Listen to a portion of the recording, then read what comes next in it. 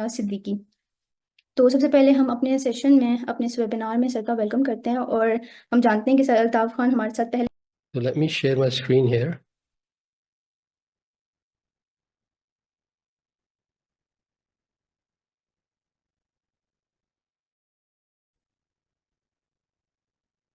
Let's see now. Ji, are you able to जी see my sir. screen? हमारे दो panelists Muaz और दानियल हैं। ये प्रैक्टिसिंग सॉफ्टवेयर इंजीनियर्स हैं, प्रैक्टिसिंग फ्रीलांसर्स हैं। तो हम इनके एक्सपीरियंस से फ़ायदा उठाने के लिए आज इकट्ठे हुए हैं। मैं अपने बारे में थोड़ा सा बता दूं आपको कि मैंने अपनी ज़्यादातर ज़िंदगी यूनिवर्सिटी में गुजारी। इंडस्ट्री में कुछ काम किया और पिछले 6 साल से मैं एक छोटी सी मशीन लर्निंग की कंपनी चला रहा हूँ जिसका नाम इन्फेक्सल है। तो ये तो मेरा तारुफ था। अब मुआज, अगर आप अपना तारुफ खुद करा दें प्लीज़। जी अस्सलाम वालेकुम। तो मेरा नाम मुआज़ है। मैं फास्ट लाहौर से मैंने 2015 से 2019 में बैचलर्स इन कंप्यूटर साइंस में बैचलर्स किया। उसके बाद एक कंपनी थी उमनो एआई के नाम से, उधर I joined them as an AI engineer, पहले as a intern in my final year and then eventually ended up as a software engineer slash data scientist at that company. वहाँ मैंने 3 साल काम किया उस कंपनी के साथ और आई वो सीटीओ ऑफ दैट कंपनी इन 2020। और उसी के साथ हमने एक और कंपनी स्टार्ट की एथलेटिक एयर के नाम से, जो भी पिछले हफ्ते गूगल में शॉर्टलिस्ट हुई है among two companies in Pakistan, from Pakistan sorry. और उस कंपनी का मैं चीफ प्रोडक्ट ऑफिसर था। और 2022 के एंड पे मैंने ये दोनों कंपनी से सेफ एग्जिट लिए और मैंने अपना कंसल्टेंसी का काम स्टार्ट कर दिया फ्रॉम अपवर्क टॉप टैलेंट। और इस वक्त मैं अराउंड 5 कंपनीज के साथ एज अ कंसल्टेंट कनेक्टेड हूँ, जिनमें से एक आईडी प्राइवेसी है। इसके अलावा मेरी 11 रिसर्च पब्लिकेशन है, जो कि कुछ कोलैबोरेशंस हैं पोस्ट डॉक स्टूडेंट्स के साथ और कुछ कोलैबोरेशंस हैं एफआईपी सुपरवाइज किए थे, उनके नतीजे में वो पब्लिकेशंस निकली थी। तो इन टोटल 11 पब्लिकेशंस हैं। That's it. शुक्रिया मुआज। दानियल, अगर आप अपना तारुफ करा सकें प्लीज़। जी अस्सलाम वालेकुम। मेरा नाम मोहम्मद दानियल है। मैं अंडर ग्रेड करंटली स्टूडेंट हूँ वीयू की तरफ से। और मैंने 2020 से अपना एआई के ऊपर काम शुरू किया था, जिसमें मैंने स्टार्टअप्स में ही ज्वाइन की थी। तो मेरा फर्स्ट स्टार्टअप था जिसमें मैंने एनएलपी वगैरह का काम किया था, जिसमें मैंने एज अ डेटा साइंटिस्ट का काम। तो वो एक स्टार्टअप फंडेड हो गया था। देन उसके move to the second startup. तो सेकंड स्टार्टअप मुझे मिला था मेरी फ्रीलांस जर्नी के थ्रू। यूएसए का स्टार्टअप था, उसमें मैंने काम वगैरह किया था एंड वो भी फंड हो गया था। एंड आयरलैंड के मेरे पास स्टार्टअप से ऑलमोस्ट 2 स्टार्टअप्स जिसके ऊपर मैंने काम किया था as a AI. And recently मैं यूके की एक स्टार्टअप कंपनी में as a lead AI engineer, जिसमें मैं अपनी टीम पूरी मैनेज कर रहा था। ये सारे मुझे फ्रीलांस के थ्रू और रिमोट जॉब्स वगैरह के थ्रू मिले थे। तो करंटली अभी मैं एक दी वन डिजिट के तो उस पर काम कर रहा हूँ, जो कि एक मेरी खुद की कंपनी है, दी वन डिजिट, जिसमें मैंने काम शुरू किया है। और ये यूएस से बेस है और इसमें हम लोग का मोस्टली एआई की तरफ ही सारा रुझान है, जिसमें हम लोग एआई की काम वगैरह कर रहे होते हैं, सर्विसेज और कंसल्टेंसी में। दैट्स माय शॉर्ट शुक्रिया इंट्रो। दानियल, शुक्रिया दानियल। अच्छा भाई, इधर मुझे एक थोड़ी सी करेक्शन करनी पड़ेगी। ये मैंने कंपनी का नाम जो है ये गलत लिखा था। Sorry Muaz. There we go. It's alright, ID privacy है। अच्छा है ना। तो इससे पहले कि हम अपने क्वेश्चन आंसर की तरफ बढ़ें, मैं थोड़ा सा आपसे शेयर कर लूँ कि फ्रीलांसिंग से हमारी यहाँ पे मुराद क्या है। तो फ्रीलांसिंग और परमानेंट जॉब में फ़र्क यही है कि फ्रीलांसिंग में you get a job but that's only, वो जो आप प्रोजेक्ट कर रहे हैं उसके लिए है। तो यानी आपका काम प्रोजेक्ट टू प्रोजेक्ट होता है। तो प्रोजेक्ट ख़त्म हो जाता है, आपकी वो जॉब ख़त्म हो जाती है। परमानेंट एम्प्लॉयमेंट में ऐसा नहीं होता। और जिस तरह भी आपने मुआज से सुना और दानियाल से भी कि फ्रीलांसर अमूमन मल्टीपल प्रोजेक्ट्स, मल्टीपल क्लाइंट्स को डील कर रहे होते हैं। जाहिर है कि ये आपकी अपनी बैंडविड्थ पे डिपेंड करता है कि कितने बेवक्त आप काम कर सकते हैं, बट ज़्यादातर फ्रीलांसर जो हैं कोशिश यही करते हैं कि उनके स्टैक पे दो या दो से ज़्यादा जॉब्स बेवक्त मौजूद हों। कुछ लोग फ्रीलांसिंग फुल टाइम करते हैं और कुछ लोग एज अ साइड हसल भी करते हैं। तो ये साइड हसल करने में ज़ाहिर है कि थोड़े से इश्यूज होते हैं। आपका एम्प्लॉयर जो हो सकता है आपको इससे मना करे, लेकिन बाज़ लोग इस तरह करना भी प्रेफर करते हैं। वो एक लिहाज से उनकी इंश्योरेंस होती है, in case they get fired they still have some, जैसे कहते हैं ना कि उनका कुछ रेवेन्यू आता रहे। आज हम सिर्फ जैसे कहते हैं फ्रीलांसर बहुत तरह के होते हैं। आज हम रिमोट फ्रीलांसिंग की बात करेंगे सॉफ्टवेयर डेवलपमेंट के लिए। दैट इज़ के फ्रीलांसिंग में ये भी होता है कि आप ऑन साइट जाके काम करते हैं, एज इन हाइब्रिड सेटअप आप काम करते हैं। लेकिन आज ये जो दोनों एक्सपर्ट्स हमारे पास मौजूद हैं, इनकी मदद से हम आपके सवालों के जवाब देने की कोशिश करेंगे, which are focused on remote freelancing. और फ्रीलांसिंग में सॉफ्टवेयर डेवलपमेंट के अलावा और भी बहुत सारे फील्ड्स कवर होते हैं, लेकिन हमारा फोकस जो है आज सिर्फ और सिर्फ सॉफ्टवेयर डेवलपमेंट में होगा। एक और फ्रीलांसिंग का एरिया जो हमारे यहाँ पाकिस्तान में खासा कॉमन है, it has to do with design, artistic design जिसे कहें आप। तो क्वेश्चंस तो आज आप लोगों ने पूछने हैं। मैं आपको कुछ एग्जांपल्स दे देता हूँ कि मैंने I try to write down कि अगर मैं सवाल पूछ रहा होता तो मैं किस तरह के सवाल पूछता। तो मैं ये पूछता कि यानी मैं अपने आप को प्रिपेयर कैसे करूँ फ्रीलांसिंग के लिए। मैं ये पूछता कि फ्रीलांसिंग का काम मिलता कहाँ से है। मैं ये पूछता कि ये जब काम लेना हो उसके लिए प्रपोजल लिखनी पड़ती है, तो उस प्रपोजल में क्या होता है एंड मैं उसमें अपने चांसेस कैसे इम्प्रूव कर सकता हूँ।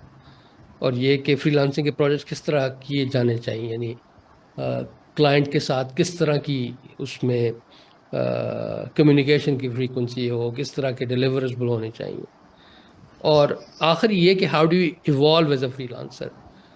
ये जो दो हमारे एक्सपर्ट्स मौजूद हैं, इन्होंने ज़िंदगी में मुख्तलिफ़ चीज़ें की हैं। इन्होंने कंपनीज में भी काम किया है, इन्होंने रिमोटली कंपनीज के लिए भी as part of a team काम किया है, और एज अ फ्रीलांसर भी। तो क्या उमूमन लोग करते क्या है when they start in freelancing, what do they do 5 साल के बाद या 10 साल के बाद, उनके यानी किस तरह के तौर अतवार होते हैं। और भी बेताशा सवाल है जो आप पूछ सकते हैं कि आप प्राइसिंग कैसे करते हैं, आपको अपने आपके पैसे, आपकी पेमेंट कैसे मिलती है। फ्रीलांसिंग में कुछ लोगों के साथ फ्रॉड भी हुए हैं, आप उसके बारे में बात कर सकते हैं। और ये कि how to get the first project, पहला प्रोजेक्ट आपको कैसे मिलेगा, उसके लिए किस तरह की एफर्ट आपको करनी चाहिए, और कौन सी वो कॉमन मिस्टेक्स हैं जो आपको अवॉइड करनी चाहिए। और क्या ये बेहतर है कि आप अकेले काम करें या फिर आप एक दो लोग मिल के अगर ऐसा काम करें। और ये भी कि कौन से एरियाज में आजकल डिमांड ज़्यादा है। मुआज का और दानियाल का एक्सपीरियंस जो है वो एआई में है। ख़ास तौर पे आजकल जनरेटिव एआई में का बड़ा शोर है, both are experts in that. लेकिन और भी कई एरियाज हैं। और ये दोनों हजरात यानी बूढ़े तो नहीं हुए, लेकिन इनको कई साल हो गए काम करते हुए। तो आप इनसे यही पूछ सकते हैं कि चेंजेस क्या आई हैं over the last so many years, कि जब इन्होंने शुरू किया था तो फ्रीलांसिंग कैसे होती थी और अब फ्रीलांसिंग के कैसे हालात हैं। तो ये वाले तो जैसे कहते हैं ना कि सैम्पल क्वेश्चंस मैंने आपको बता दिए। तो अब मैं इसको बंद करके स्टॉप शेयर करते हैं। जी हाँ। तो पहले एक दो सवाल मैं पूछ लेता हूँ और उसके बाद हम फ्लोर ओपन कर लेंगे आप लोगों के लिए कि आप अपने सवाल हमसे पूछ सकें। तो दानियाल से हम स्टार्ट कर लेते हैं। दानियाल, आपको याद है कि आपका पहला प्रोजेक्ट क्या था और वो कैसे मिला था, या इस सर बात पर मेरा बहुत टाइम गुजर चुका है? नहीं, मुझे सर पहला प्रोजेक्ट नहीं बनता बोलता, क्योंकि हम्म। सारी मेहनत और इस सफ़र का जो पहला कदम होता है वहीं से शुरू होता है, पहले प्रोजेक्ट से। तो पहला प्रोजेक्ट सर मुझे आइलैंड बंदा था, आयरिश क्लाइंट था, जी और उसने मुझे प्रोजेक्ट दिया था। उसने जो मुझे प्रोजेक्ट दिया था, उसने मुझे समझ में भी नहीं आया था कि प्रोजेक्ट में करना क्या है, टू बी ऑनेस्ट।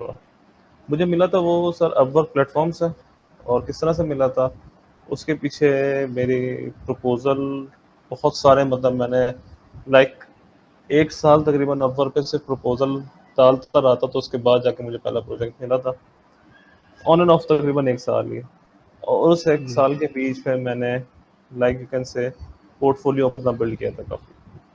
तो उस पोर्टफोलियो की बेस के ऊपर मुझे जाके मेरा पहला प्रोजेक्ट मिला था, और जो कि अब आयरिश क्लाइंट आज तक वो मेरा क्लाइंट है, just because of the proper 100% value जो मैंने उसको डिलीवर की।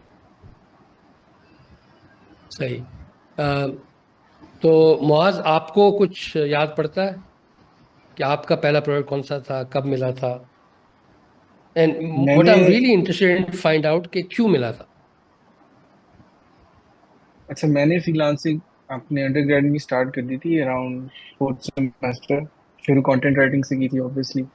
फोर्थ सेमेस्टर में आप डेटा स्ट्रक्चर और इस तरह कोर्सेज ले रहे होते हो, तो कोई प्रोडक्शन सिस्टम तो बना नहीं सकते।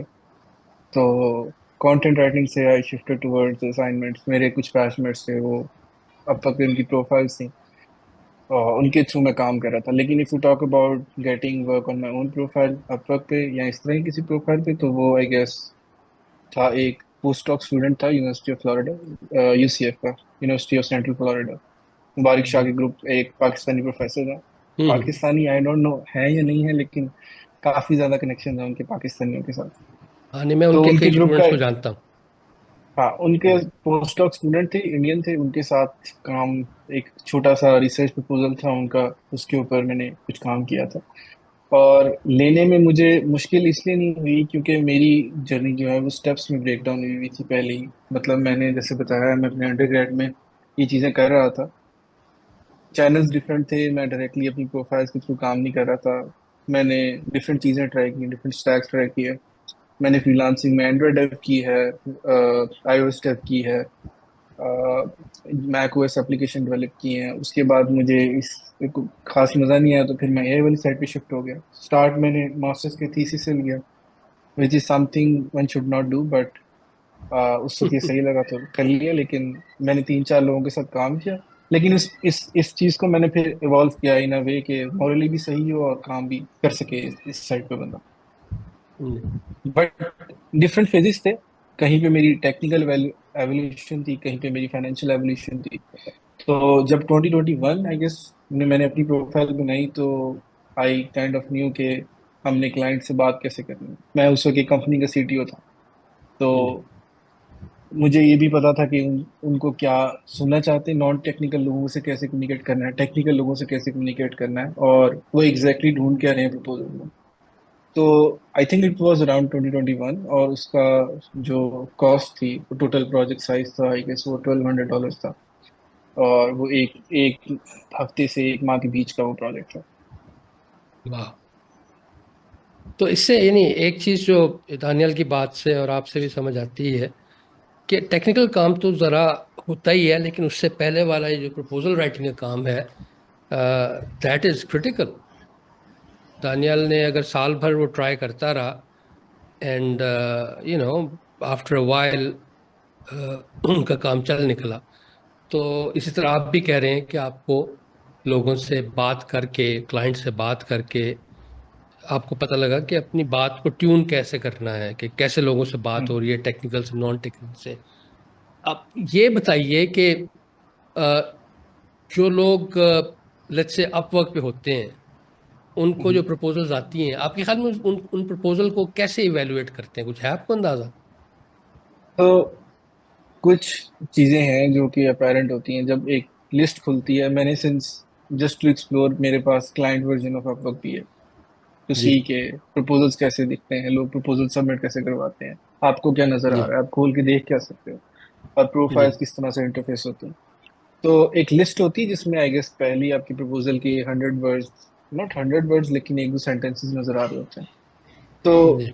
जस्ट मेक श्योर कि वो पहले 2 सेंटेंसेस जो हैं वो बहुत रेलिवेंट हैं, और वो जिस रीडर्स हुक का एक कॉन्सेप्ट होता है इंग्लिश में, कि आपकी अटेंशन ग्रैब कर लें वो पहले 2 सेंटेंसेस।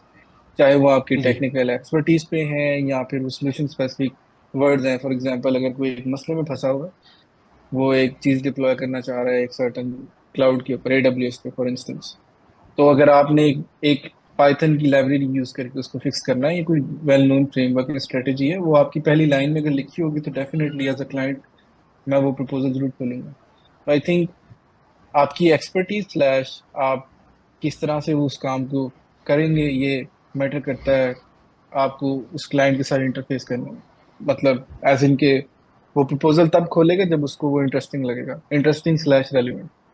तो आई थिंक दैट मैटर्स। सही।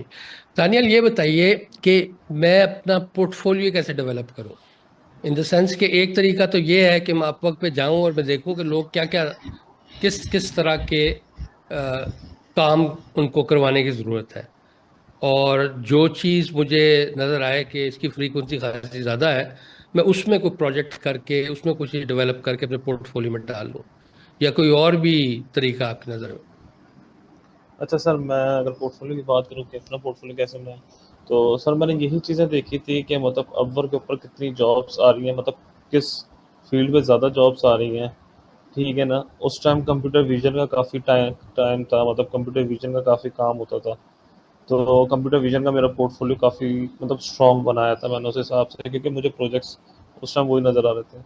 फिर एनएलपी का टाइम आ गया, तो मैंने एनएलपी के ऊपर पूरा, फिर मैंने एनएलपी इंजन ही पूरा बना दिया था एज अ पोर्टफोलियो के लिए, कि मतलब रोमन उर्दू सही है। बेस का अगर एनएलपी इंजन कोई देखेगा तो अगला बोलेगा कि अगर इसने रोमन उर्दू में बना दिया तो ये किसी में भी बना देगा। जब और आई गेस मैंने रोमन उर्दू का जो एनएलपी इंजन बनाया था वो 2021 में बनाया था, जब चैट जीपीटी भी नहीं आया था ना ओपन एआई की एपीआई से। ओपन हाँ, एआई की एपीआई होती थी और वो डिफरेंट वे में वर्क करती थी। तो that was a really huge thing for me. तो उसने काफ़ी बूस्ट अप, तो प्रपोजल का मेन फोकस आपका यही होना चाहिए कि इस टाइम करंटली मार्केट के अंदर क्या चीज़ रिक्वायर्ड है। ठीक है ना, किस चीज़ की मार्केट डिमांड इस टाइम ज़्यादा है। अगर आप राइट नाउ एआई के पोर्टफोलियो बनाते हैं कि जैसे आपने कोई एआई बॉट बना लिया या एआई एजेंट बना लिया या एआई ऑटोमेशन के ऊपर आपने पोर्टफोलियो अपना प्रिपेयर कर लिया, सो जी। Definitely you will get a good client. तो यस, डेफिनेटली मैं अब आपको बताता हूँ कि आप किस तरह से स्टार्ट करें। आप जो आपने जो चीज़ पढ़ी है ना कोर्सेज के अंदर, कुछ ना कुछ उसके एक छोटा सा मतलब एज अ पेट प्रोजेक्ट कोई लें। अब तो चैट जीपीटी आ गया है, चैट जीपीटी से पूछेंगे जनरेटिव एआई के अंदर एज अ पेट प्रोजेक्ट में क्या काम कर सकता हूँ, तो वो आपको बता देगा। आप वो प्रोजेक्ट बनाएं। अच्छा, उसको इतना एग्जैजरेट नहीं करना कि आप एक एक महीना उसके ऊपर लगे हुए हैं। इतना प्रोजेक्ट हो कि आप 2-3 दिन, एक हफ्ते के अंदर उसको कंप्लीट कर जाएं और उसको कोई एज अ फेस के तौर पे सामने लेकर आ जाएं, जो कि आप उसको दिखा सकें मार्केट के अंदर। एलएलएम के अंदर आपके लिए बेस्ट केसेस है, आप कोई चैटबॉट बना लें जो कि आपकी पूरी मतलब आपसे कन्वर्जेशन वगैरह करे, मतलब या आपके साथ कोई डीलिंग वगैरह करे प्रॉपर। तो इस तरह का पोर्टफोलियो आप बना लें, ठीक है ना। और दूसरी चीज़ ये कि not go to specifically Upwork. Upwork is a platform जो कि आपको एक डायरेक्ट क्वालिफाइड लीड्स प्रोवाइड करता है, जो कि आपको एक क्लाइंट्स की शक्ल में नज़र आ जाती है बाद में प्रपोजल में। But I will suggest you कि आप जो काम करो और जो पढ़ो उसको लिंक्डइन के ऊपर पोस्ट करो, क्योंकि अपवर्क से ज़्यादा लिंक्डइन में बहुत पावर है क्लाइंट्स के पोटेंशियल के लिए, हिसाब से मैं बात कर रहा हूँ।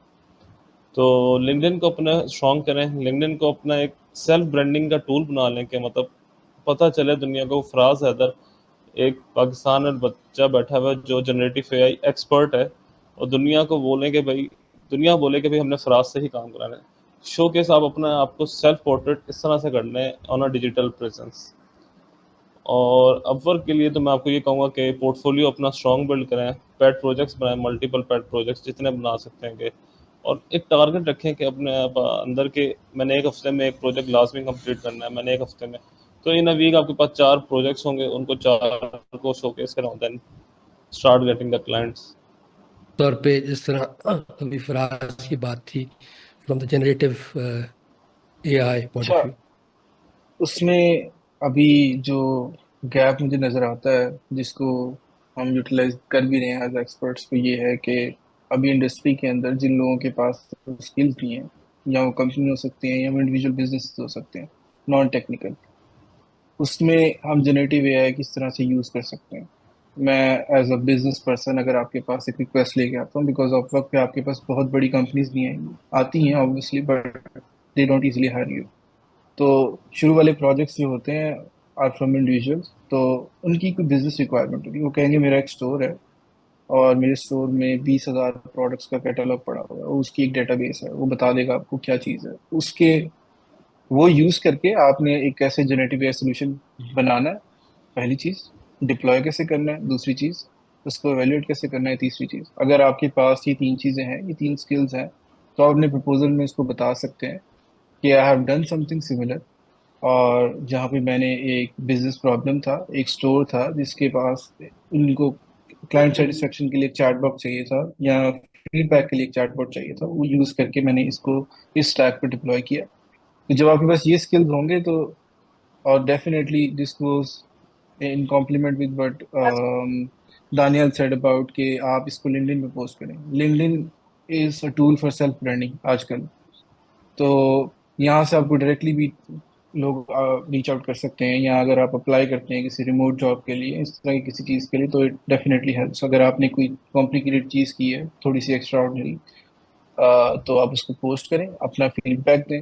What was your experience, what do you think can be done in terms of improvement, और इस तरह की चीज़ें अगर आप शेयर करेंगे और इंगेज करेंगे अपनी कम्युनिटी को लिंक्डइन के ऊपर, तो definitely you will hear back from them. Faraz, एक और चीज़, एक वेबसाइट है cognitiveclass.ai। ये वेबसाइट IBM रन करता है इसे।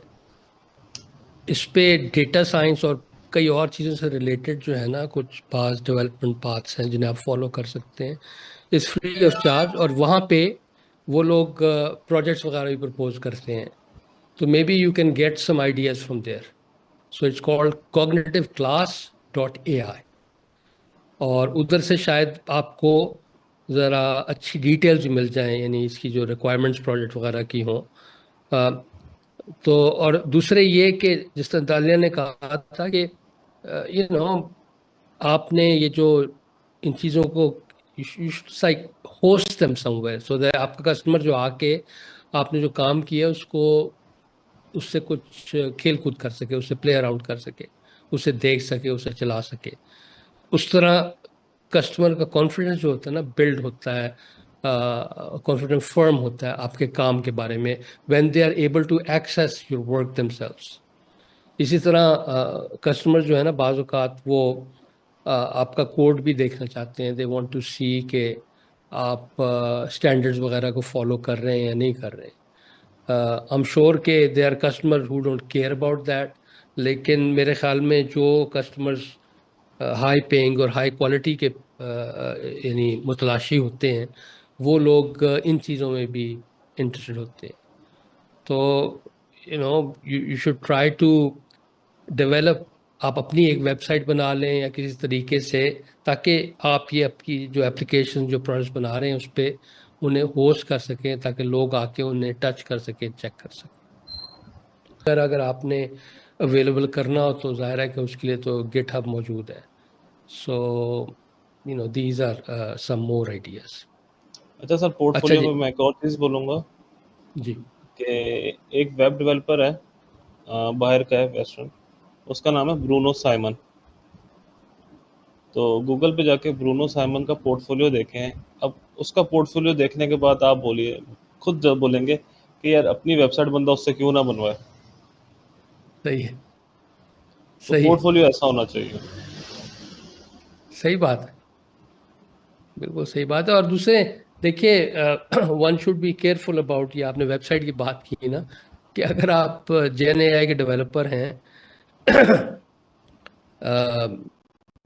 तो आपने तो एप्लीकेशन बना ली, लेकिन अगर आपको वेबसाइट बनाने का शौक नहीं है तो बेहतर है किसी और से बनवा लें, या फिर ये जो नो कोड टाइप की होस्टिंग प्लेटफॉर्म जो है ना, उनको इस्तेमाल कर लें। क्योंकि बाज़ औक़ात नॉन एक्सपर्ट जो वेबसाइट बनाते हैं तो उनको यानी देख के ही इंसान को तकलीफ होती है। सो खैर जनाब, आगे चलते हैं। मोहम्मद अवैस साहब, आप का सवाल। ये मेरा नेक्स्ट ईयर पे एक्सपीरियंस तो नहीं है, बट आपका क्वेश्चन वैलिड है कि अगर आपकी कोई एक्सपर्टीज नहीं है प्रोडक्ट किसी एक स्टैक के ऊपर और आप काम करना चाहते हैं तो व्हाट्स द बेस्ट वे। मुझे लगता है अगर मैं इस पोजीशन में होऊंगा तो I try to find people on LinkedIn. आप सर्च कर सकते हैं, उनको फॉलो करें जो उस सर्टेन चीज में एक्सपर्ट है। जैसे ये अभी दानियाल ने एक एग्जांपल दी है जिनका पोर्टफोलियो बहुत अच्छा है। और लेट्स से अगर जनरेटिव एआई में मेरे जहन में चार पांच नाम है। एक लड़का पाकिस्तान का है, Rizwan Munawwar, he is working with Alternatics. वो कंप्यूटर विजन के काफी ट्यूटोरियल्स बना के डालता है और I have seen him before he was hired by Alternatics. और वो करता क्या था, वो सिर्फ वो एक छोटी सी पाइपलाइन लेता था, उसको एक रियल वर्ल्ड यूज केस में कन्वर्ट करता था। जैसे ट्रैफिक काउंटिंग हो गई, फुटफॉल हो गया, स्पीड हो गई, जो भी अवेलेबल चीजें हैं उनको बना के एक डेमो बना के उसकी एक छोटी सी वीडियो उसने डाली है, एक्सप्लेन करता था कि उसने अपनी पाइपलाइन में क्या किया। और जैसे अल्ताफ साहब ने बताया, उसका कोड आप ओपन सोर्स अपने गिटहब पे डालें, उसको लिंक करें लिंक्डइन से, ताकि एक ऑथेंटिसिटी वाला फैक्टर भी आ जाए। तो मुझे लगता है try to find people who are experts in your stack और उनको फॉलो करें, उनकी चीज़ों पे काम करें। अगर आप डायरेक्टली नहीं कर सकते तो देखें what is possible for you in in that specific stack, और ट्राई टू टीच देम जो जो द इंडस्ट्री एक्सपर्ट्स हैं उस स्पेसिफिक स्टैक के अंदर। प्रोजेक्ट करना है तो ज़रूरी नहीं कि यूनिक ही हो, यानी कि वैसा प्रोजेक्ट आज से पहले कभी ना हुआ हो। तो अगर कोई इंटरेस्टिंग चीज़ है, अगर आप उसको वैसी ही चीज़ बना लें, दैट्स प्रीटी गुड। और अगर उसमें अगर आप एक आधा नया फीचर ऐड कर दें, दैट्स इवन बेटर। तो यानी brand new, completely brand new चीज़ें करना ये अच्छी बात होती है, लेकिन that's not the only way. आप लोगों को अपनी कॉम्पिटेंस दिखानी है कि आप इस टाइप के प्रोडक्ट कर सकते हैं, and if you show that, that's good enough. और वो यानी किसी और प्रोजेक्ट की रिक्वायरमेंट्स को कॉपी करके भी किया जा सकता है, उसमें मेरे ख्याल में तो ऐसा कोई मसला नहीं है। ये जो आपकी ये मुख्तलिफ वेबसाइट्स हैं जिन पे आप कोर्सेज वगैरह लेते हैं, तो उसमें यू नो प्रोजेक्ट्स होते हैं, वो सैकड़ों लोगों ने पहले किए होते हैं, वो एक ही प्रोजेक्ट जो। So there is nothing, if you make a word processor, तो एक कोई बुरी बात तो नहीं है इसमें कि जी और लोगों ने वर्ड प्रोसेसर बनाए हुए हैं। सो इट्स एब्सोल्युटली फाइन कि अगर आपको कोई चीज़ नज़र आए, आप वैसी ही चीज़ बनाएं। क्योंकि all that you want to do is you want to convince people that you can do complex tasks. Taniyal, आप कुछ ऐड करना चाहेंगे? जी सर, मैं इसमें बताना चाहूँगा। जो पाकिस्तानी एक लड़का है, अब्दुल अहद नाम है, लिंक्डइन पे आप लोगों को मिल जाएगा। वो नेक्स्ट जेएस के ऊपर ही काम करता है। सो वो उसका टारगेट जो होता है, वो हर वीक ना कोई एक नेक्स्ट जेएस के थ्रू प्रोजेक्ट, पेड प्रोजेक्ट बनाता है और उसको लिंक्डइन पे मार्केट कर, मतलब शोकेस करता है। तो आपको वहाँ से प्रोजेक्ट आइडियाज़ बहुत मिल जाएंगे। दूसरा, यूट्यूब पे एक लड़का है, क्लेमेंट मिशेल। तो उसने बेसिकली क्या किया था, जैसे एक हमारे एल्गोरिथम्स होते हैं, सॉर्टिंग एल्गोरिथम्स या पाथ फाइंडिंग एल्गोरिथम्स, वो बैक के ऊपर नंबर डिजिट्स के ऊपर काम कर रहे होते हैं या बैक ट्रेस के ऊपर काम कर रहे। उसने सिर्फ उनको विजुअलाइज करा दिया था कि किस तरह से विजुअली काम करते हैं वो। तो एक वो काफ़ी अच्छा आइडिया था पोर्टफोलियो को शोकेस कराने का। तो आप इन बंदों को देखें और आपको आइडियाज़ मिल जाएंगे। अगर जो गाइडेंस वगैरह हमें जो कर रहा होता है, तो ये बात नहीं है, हाँ, टोटली डिपेंड ना हो उसके लाइन बाय लाइन कोड के ऊपर कि आप उसकी लाइन देख रहे हैं फिर अपनी लाइन लिख रहे हैं। नहीं, ऐसा नहीं, कहीं पे जाकर अगर आप स्ट्रक हो रहे हैं तो हेल्प डेफिनेटली आप वहाँ से ले सकते हैं। आप कुछ लर्न नहीं करते तो आप ट्यूटोरियल देखें और उसके बाद खुद से कुछ बनाएं। बेशक वो जितना बुरा बने, लेकिन वो जो चीज़ बनेगी ना, उससे आपकी रियल लर्निंग होगी। तो वो जो आप ट्यूटोरियल की बात कर रहे थे ना, तो उसमें मैंने कहा ये थोड़ा ऐड कर दूं। जी मुआज, आप कुछ बताएं? मुझे लगता है अगर आप फ्रेशर हैं और आप एक सर्टेन स्टैक में काम कर रहे हैं तो पहली चीज is to get a job.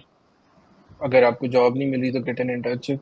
Paid internship नहीं मिल रही तो फ्री इंटर्नशिप से शुरू करें, लेकिन somehow get yourself towards जो काम बिल्डअप हो रहा है प्रोडक्शन सॉल्यूशंस के लिए। Tutorials definitely help, I am all up for tutorials, but एक छोटी सी लिमिटेशन ये होती है कि ट्यूटोरियल्स की एक एक सीक्रेट सॉस मिस कर रहे होते हैं। जब आप एक रियल वर्ल्ड सोल्यूशन पे काम करते हैं तो आप ट्यूटोरियल को as a boilerplate code, boilerplate का मतलब होता है स्टार्टर कोड की मद में यूज कर सकते हैं, लेकिन आपको उसको कस्टमाइज करना पड़ता है। वो स्किल जो है वो एक ट्रेंड प्रोफेशनल और एक फ्रेशर को जो है ना, मुझे लगता है डिस्टिंग्विश करता है। तो अगर आप फ्रेश ही हैं, अगर आप ग्रेजुएट हो गए हैं, तो get an internship I think मिल सकती है। अगर नहीं मिलती तो अनपेड मिल सकती है, अनपेड भी नहीं मिलती तो try talking to industry professionals. मैं एक डेटा साइंटिस्ट हूँ या एआई कंसल्टेंट हूँ, इसी तरह से बहुत ज़्यादा लोग अवेलेबल हैं इंडस्ट्री में, और पाकिस्तानी लोग जो है मुझे लगता है हेल्प करते हैं। अगर आप उन्हें रीच आउट करें, 5 लोगों को बोलें, 10 लोगों को बोलें, 15 को बोलेंगे तो एक आधे का रिप्लाई जरूर आ जाएगा और आपको जरूर गाइड करेगा कि what's the right step for you. है मीन मंथ्स टैग की, और काफ़ी ज़्यादा मुझे ऐसा लगता है, आई माइट बी रॉन्ग, लेकिन आ, आपने कितनी कंपनीज में अप्लाई किया अभी तक? ये डेवलपर्स, क्यूए, डेवऑप्स, इस तरह के लोगों को हायर करने के लिए, इवन मेरी अपनी रिप्लेसमेंट हायर करने के लिए मैंने हाउस ली। तो आपकी बात कुछ हद तक ठीक है कि रेफरेंसेस वाले लोग जो हैं they can easily go through, but मसला ये है, मैं अगर एक बंदे का इंटरव्यू ले रहा हूँ तो मैं अपना टाइम दे रहा हूँ, मैं 10 15 20 मिनट 25 मिनट जो भी है वो मेरे कंपनी का पेड टाइम है, तो मैं यूटिलाइज कर रहा हूँ। मुझे लगता है कि अगर आप उनसे सिंसियरली पूछेंगे इंटरव्यू के एंड पे कि फीडबैक, मैं कोशिश करता हूँ हमेशा हर बंदे को फीडबैक दूं जिसका मैंने इंटरव्यू लिया है। अगर कोई पूछेगा तो मैं स्पेसिफिकली बताऊंगा इन इन चीज़ों पे काम करें, so then you are able to come back again 6 महीनों में, 5 महीनों में, और you can at least be able to apply for another job. तो और दोबारा अप्लाई करें, अगर 15 20 इंटरव्यू से आपको रिस्पॉन्स नहीं मिला और लोगों से फीडबैक लें, उस फीडबैक पे काम करें, और I am sure will be able to land a job afterwards. बड़ी अच्छी बात है कि while you are a student आप ये वाले काम शुरू कर दें। इस वक्त ये जो दोनों हमारे एक्सपर्ट हैं, दानियाल ने आपको बताया, ये इस वक्त स्टूडेंट भी हैं, और मुआज जो हैं ये भी मास्टर्स की डिग्री कर रहे हैं जॉर्जिया टेक से। So being a student that should not be a hindrance वो आपको उसमें, बल्कि इंटरेस्टिंग चीज़ जो स्टूडेंट एज में होती है, उन दिनों में होती है कि आप पे अमूमन जिम्मेदारियां नहीं होती, so you have more freedom. आप फ्री इंटर्नशिप भी कर सकते हैं, अगर वो इंटर्नशिप जो है किसी बड़ी अच्छी जगह पे है जहाँ पे अच्छे लोग काम करते हैं, जहाँ पे आपको अच्छी चीज़ें सीखने को मिलेंगी। दानियाल, मुझे आपसे एक सवाल ये पूछना है कि आपके ख्याल में क्या बेहतर है कि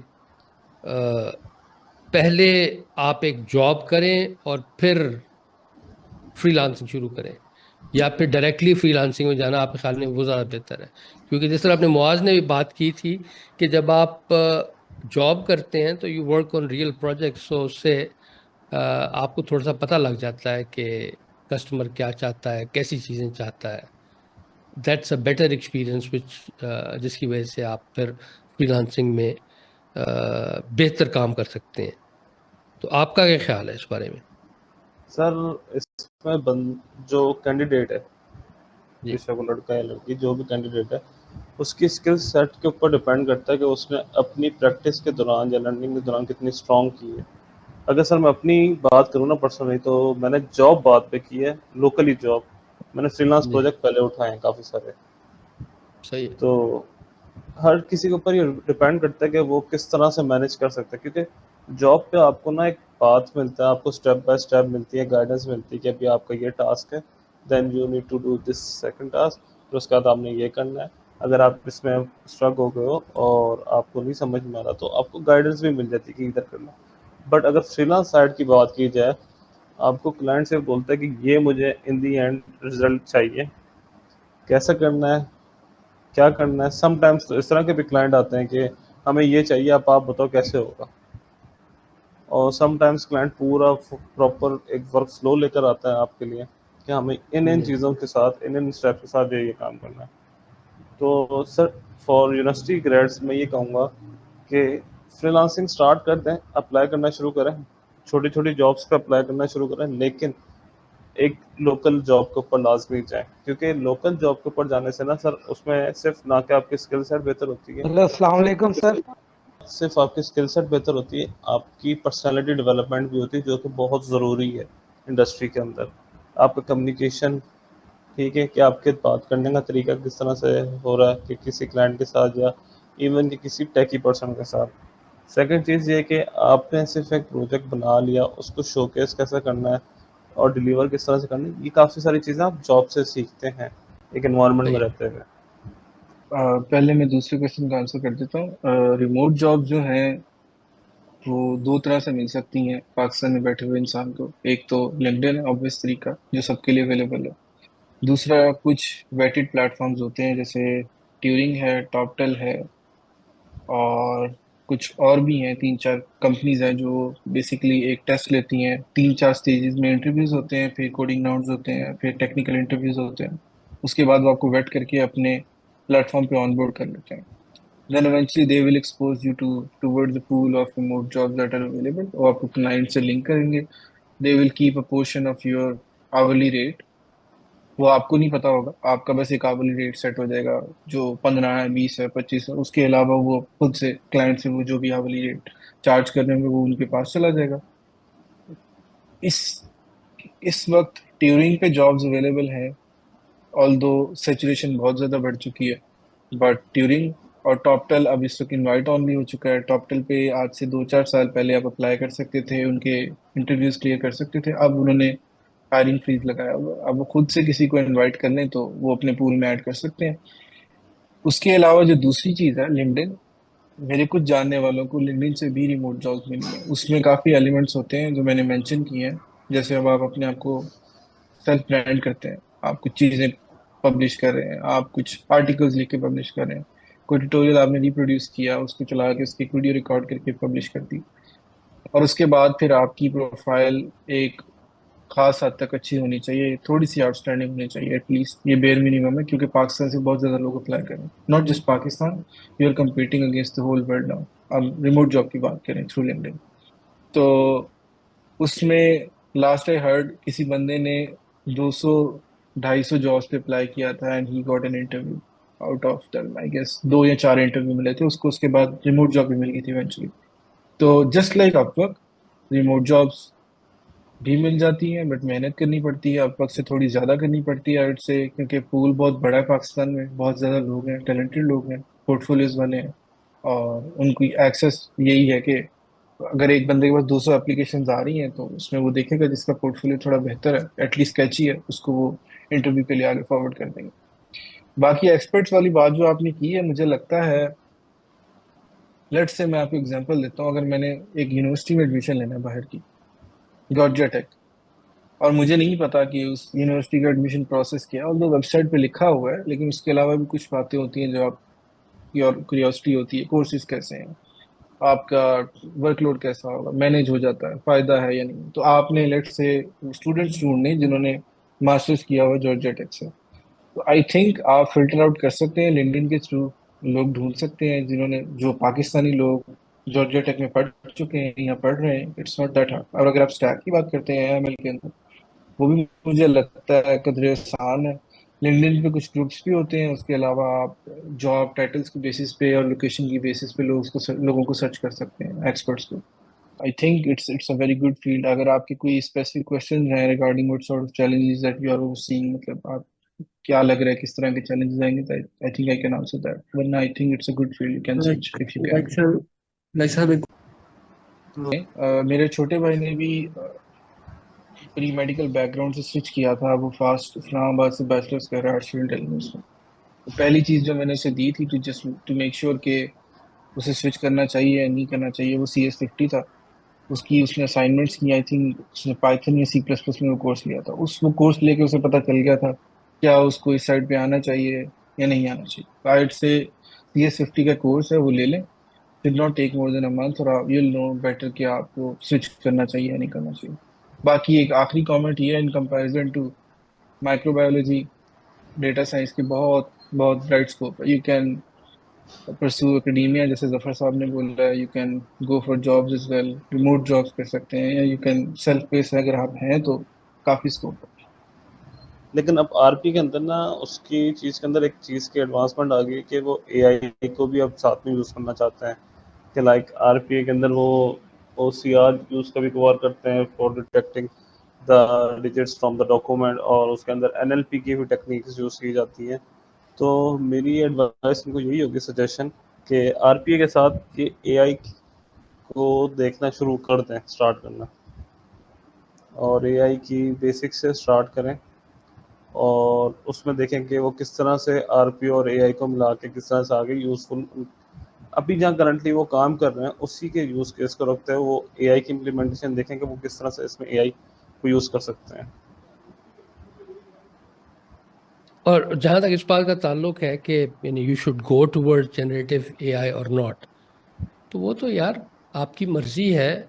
और इसमें ये ज़रूर है कि बाज़ लोगों का उसमें यानी दिल नहीं लगता, तो यू कैन फाइंड सही है। Out very easily.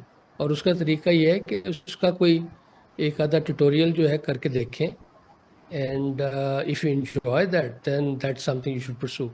लेकिन ये जो अभी दानियल ने बात की, इसमें फ़ायदा ये है कि आप you already have some expertise built in, तो उसके ऊपर आप मज़ीद ऐड कर सकते हैं अगर ये एआई वाले कंपोनेंट, तो उससे मेरे ख्याल में you will have a brighter future. अमूमन अगर आप जहाँ भी आप दो फील्ड्स को मिक्स कर रहे होते हैं ना, यानी व्हेन यू नो टू और मोर फील्ड्स एंड, और आप उन दोनों को इकट्ठा इस्तेमाल कर सकते हैं या इकट्ठा डिप्लॉय कर सकते हैं, वो बहुत ही वैल्यूएबल चीज़ होती है। अच्छा, इसमें एक छोटी सी चीज़ ऐड करना चाहूँगा, वो ये है कि आरपीए का एक सिग्निफिकेंट ओवरलैप है रीइंफोर्समेंट लर्निंग के साथ और उसके अलावा मशीन विजन के साथ। और जैसे अल्ताफ साहब ने कहा, RPA I think is a niche.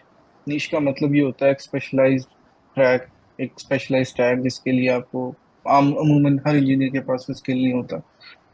I think hybrid would be the best way to move forward. अगर आप आरपीए की उस सिनिटी के अंदर आरएल एल्गोरिथम्स जो आरपीए के लिए यूज होते हैं, या मशीन विजन एल्गोरिथम्स जो पाथ प्लानिंग एल्गोरिथम्स होते हैं, या ये स्टार सर्च जो भी है कि आपको मिल जाएंगे थोड़ी सी सर्च पे। तो I think instead of going towards something जो कि बहुत डिफरेंट है, जिस बहुत ज़्यादा सैचुरेशन है जनरेटिव एआई में इस वक्त, और उसे बहुत बेहतर होगा अगर आप आरपीए का कोई हाइब्रिड ढूंढे एआई के साथ। वो प्रॉब्ली आरएल होगा या मशीन विजन होगी।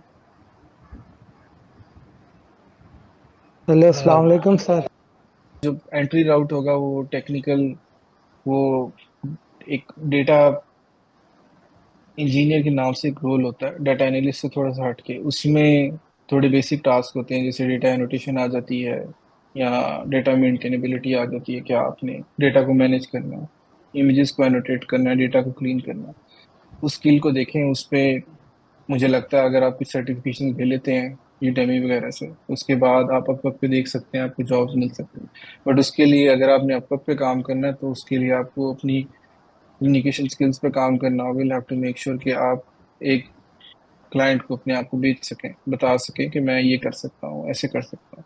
तो I think data analyst slash data engineer के जो रोल्स होते हैं वो पाकिस्तान में भी बेशुमार मिकदार में अवेलेबल होंगे। आपको इंटर्नशिप मिल सकती है। आप हाईकोर्ट गुरु से अपना कोर्स खत्म करें, उसके बाद अगर कोई सर्टिफिकेशन कर सकते हैं और साथ में कोई इंटर्नशिप लीडिंग की जॉब ढूंढ लें। Data entry, data annotation, data engineer, इनके अंदर थोड़ा सा ओवरलैप है। तो आई थिंक वहाँ से प्रॉब्ली कुछ हो सकता है। थैंक यू सर, बहुत बहुत शुक्रिया। और आप ऑलरेडी, आपका कुछ बैकग्राउंड है एमएल एआई में, और मुझे लगता है आपका एफआईबी भी एआई की साइड पे ही होगा। एक चीज़ जो बहुत हेल्प कर सकती है आपको आगे मास्टर्स एडमिशन के लिए, वो रिसर्च असिस्टेंट्स की पोजीशन होती है। हर यूनिवर्सिटी में नहीं एग्जिस्ट करती, कुछ यूनिवर्सिटीज़ में होती हैं, कुछ यूनिवर्सिटीज़ में आप धक्के से कर सकते हैं। किसी भी प्रोफेसर के पास जाएं जो पीएचडी है, जिसने कुछ पब्लिकेशंस की हुई हैं। एमएल में आपकी ओवरलैप है, आप जो काम कर रहे हैं उसका किसी के साथ ओवरलैप है, आप उसके साथ मिलकर एक रिसर्च पेपर पब्लिश कर सकते हैं। उससे फ़ायदा ये हो जाता है कि आप ज़्यादा बेहतर यूनिवर्सिटीज टारगेट कर सकते हैं फॉर स्कॉलरशिप। और एक चीज़ आपको और फिगर आउट करने की ज़रूरत है। आपके पास तीन चार पाथ्स हैं। आपको यूएस में स्कॉलरशिप लेना रिलेटिवली मुश्किल है। अब चाइना, ऑस्ट्रेलिया, जर्मनी में भी आई थिंक स्कॉलरशिप मिल भी जाए, लेकिन लिविंग कॉस्ट होती है, कुछ ब्लॉक अमाउंट चाहिए होती है। तो चाइना, साउथ कोरिया, ऑस्ट्रेलिया, इस तरह की जगह पर स्कॉलरशिप भी मिल जाती है। तो इसको रिसर्च करना शुरू कर दें। अगर आपने 2 साल पहले जाना है, तो आपको एटलीस्ट अगले 6 महीने में पता होना चाहिए कौन सी यूनिवर्सिटीज, कौन से रीजन आपके लिए वायबल है, स्कॉलरशिप्स क्या है, उनके रिक्वायरमेंट क्राइटेरिया क्या है, उनकी गाइडलाइंस क्या है। और साथ में अगर आप कुछ रिसर्च कर लेते हैं, एमएल एआई के अंदर एक पेपर पब्लिश कर लेते हैं, तो आपके बहुत बहुत अच्छे चांसेस होंगे होपफुली।